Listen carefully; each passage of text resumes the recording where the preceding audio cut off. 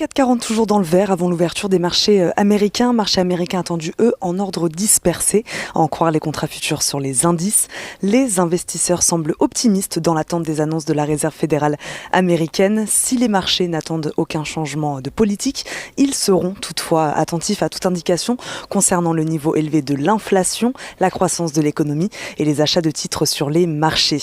La Fed publiera son communiqué de politique monétaire à 20h, puis son président Jérôme Powell tiendra sa conférence de presse à partir de 20h30.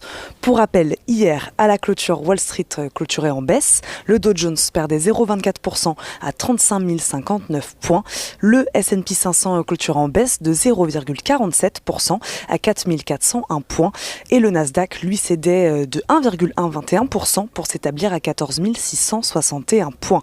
Les valeurs à suivre maintenant toujours du côté de Wall Street, les géants de la tech à l'honneur.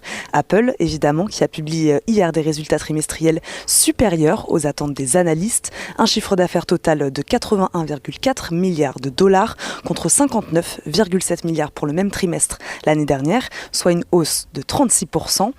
Alphabet, aussi la maison mère de Google, fait état, elle, d'un chiffre d'affaires et d'un bénéfice trimestriel record, alors que ces résultats ont été portés par un bond des revenus publicitaires.